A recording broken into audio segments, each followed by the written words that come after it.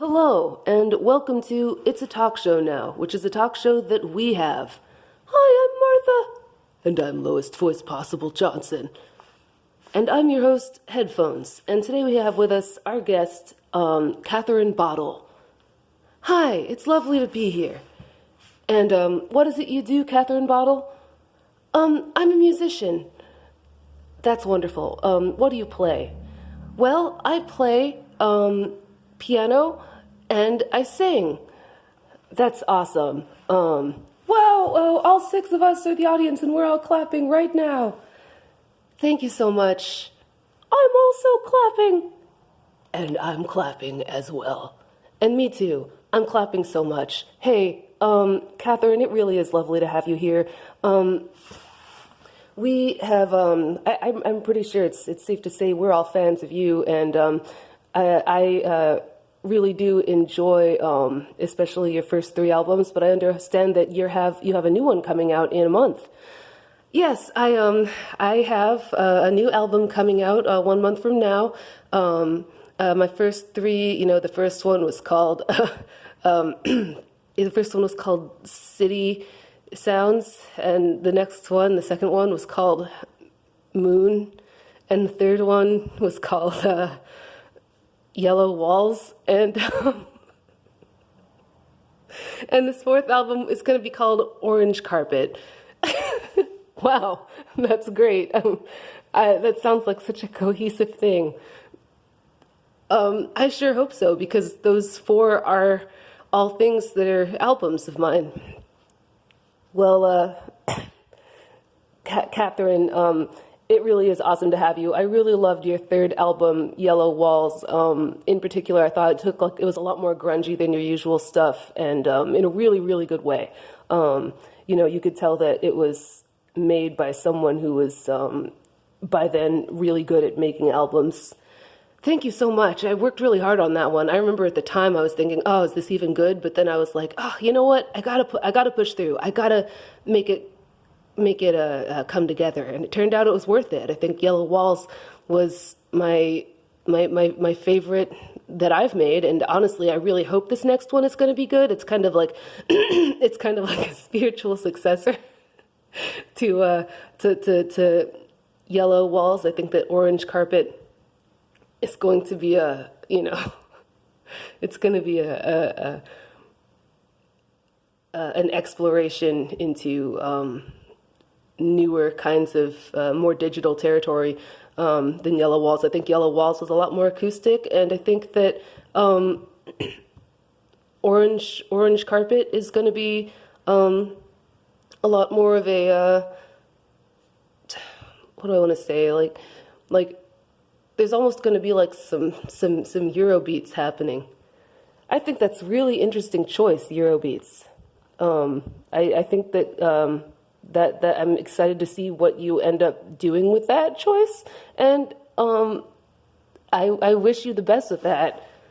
Thank you very much. I understand that you might be thinking Eurobeats, but I mean it's just something that I'm going to try, and we're going to see how it goes.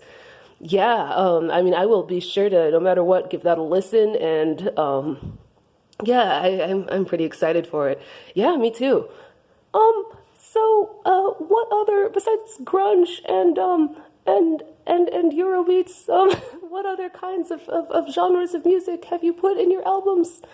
Well, my first album, City Sounds, was mostly just sampled sounds from the city, and I put them all together into music, and I made them into music, which that, from the start was a bit more digital, but then on top of that, I layered just like a lot of acoustic guitar and like, drumming, and then I made lyrics with that, and then my next album, Moon, was more about making just the prettiest possible sounds that I could, I guess. I think that I put, a lot more just crystals into jars and then just shook them around a lot. And that became the sound of the moon for my Moon album. That's fascinating. And do you think that do you think that you find much root in things such as classical music? Such as at one point, I was a violinist at one point, you see, and I care about classical music a lot, and I find that even when delving into non-violin music nowadays, I still feel that classical is relevant. So what do you say about classical in regards to your music? Do you find any kind of footing in it? I think that classical music is something that I respect but don't enjoy. I think that I can see aesthetically why classical music is important. And I can definitely like appreciate it. Like I can, when I'm listening to it, I can hear like what's good about it. Can't get down with it, and I try to avoid touching it in my music. Because I have a bit of a synesthesia thing going, and so I can smell the genres of music. And classical music just smells really bad. So the thing about that was I try to keep it out of my sound. Oh, you have synesthesia, and classical music just smells really bad. Yeah, I can smell music, and I think that classical music just smells bad. And so my my sound involves a lot more just rocks and jars. I guess I'm clapping to that. Yay, we are all clapping. None of us like classical music. Oh, that's cool. Yeah, I'm clapping too. I don't even like classical music one bit. Oh, okay, well, that's... yeah, I mean, fuck classical music. Lowest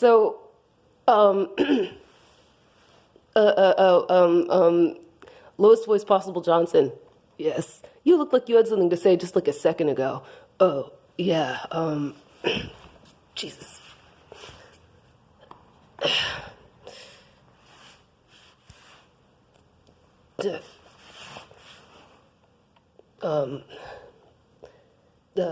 Catherine, it would seem that you care a lot about singing in your music. Yes, I care a lot about singing. Would you say that your music is primarily singing based, or do you care more about the instrumentals? I think the singing is what's most important to me, certainly, because the instrumentals, I really just kind of build around the singing. And I kind of, when I did Moon, I just kind of, I made a lot of lyrics, and I made like a lot of, different snippets of lyrics that I put into little lyric books, and I scattered the different books across the town, and then I let them, sit in Tupperware in nature for, about a year and a half, and I let them, just kind of soak in nature, and then what I did was I eventually made new lyrics based off of my memory of those lyrics from a year and a half ago, and then I dug up those old ones, and I made a bunch of songs that were just Frankenstein monsters of the lyrics of both, and then I spliced them all together in my laboratory because I'm also a scientist, and then I made some instruments out of rocks and jars, and I sampled the different mini tones that come off of those, and I sniffed all of them just to make sure that they were good, and then I by the time I had meditated on this a long time in my soul after having made it, I was able to determine, yeah, I like it, I think it's correct, and I'm gonna send it forward. And so, yeah, I think that singing is important to me in that it provides the base of my work. That makes complete sense to me. Okay, so,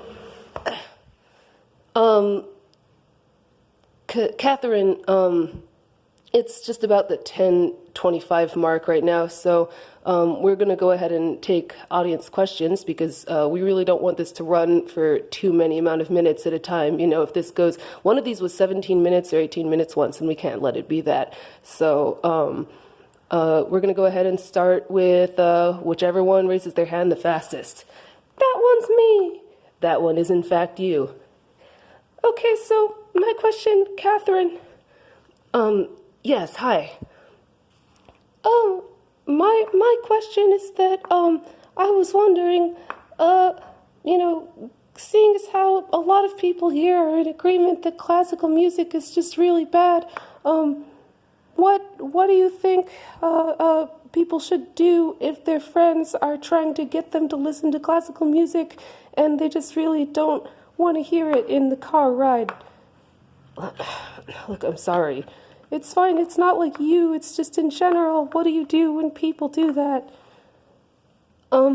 See, for me, what I do is I just, I tend to tell my friends, listen, I understand that to you, classical music may be really important, but to me, classical music is, probably one of the least important things because I think, out with the old, in with the new, and that I think that classical music, as much as I respect it, as much as I think that it's a really good thing, I think classical music should go to hell. I think that if there was a hell, which I don't think there is, because I think God is too good for that, but if there was a hell, I think the only one there should be classical music.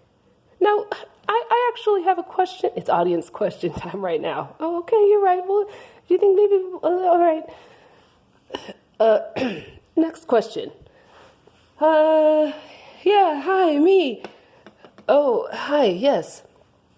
Hi, Catherine, my name is Billy Bob, and I was just wondering, do you think that, I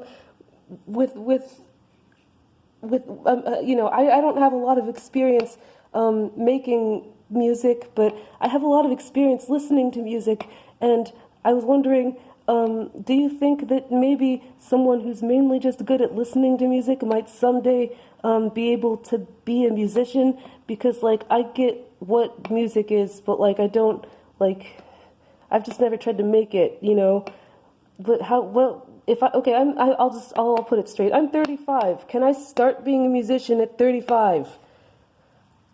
Well, Billy Bob, I think that's a really good question. A lot of people think, can I start being a musician at 20? Can I start being a musician at 22? Can I start being a musician at 23? Can I start being a musician at 23 and a half? And the thing is, you wonder, can I start being a musician at 24? And then you wonder, can I start being one at, 30? And you're like, oh, man, where did 26 go, So I think that to that question, I say, start wherever you need to start and maybe think to yourself really hard about if you're going to do it for money or if you're going to do it as a hobby. I do it for money because I found myself in that circumstance where it was realistic. But are you going to do it really for money? Or are you going to do it for a little side money, or a side hustle? Or are you going to do it just for you? Because if you're just going to do it for you and just put up a SoundCloud, then yeah, start being a musician. If you're going to go, audition for a talent show, audition for a talent show in the thing you're already good at. Thanks. I think I probably needed to hear that. And any other questions? Hi, yes, my name's Tim, and I was wondering, what do you think about the law about whether or not a dog can be a musician, because in my town, there are people trying to pass laws saying that my dog, my dog can't be a musician. And I'm trying to say to those people, listen, man, my dog can be a musician.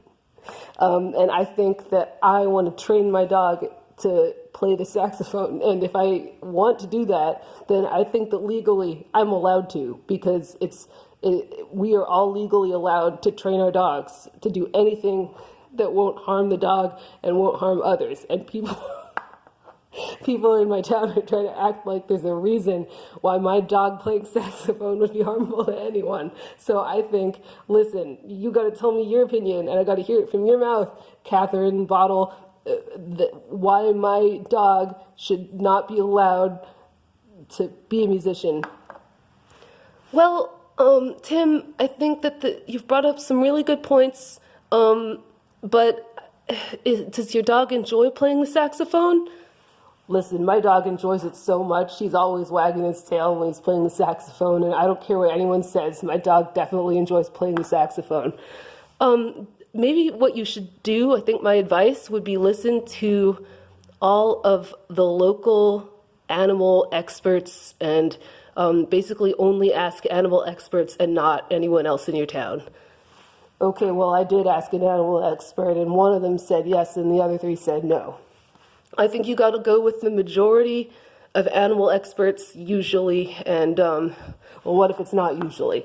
I think that all I can do is advise you to go with the majority of animal experts and not my advice. But my advice, if you were to get my advice, would be only talk to animal experts. All right. Well, we are getting to the 17-minute mark, so I'm going to go ahead and end this here. But Catherine, it's been fantastic to have you. So your upcoming album, you said it's called Orange Carpet. Yes, it's called Orange Carpet. And that's how, when can people purchase this?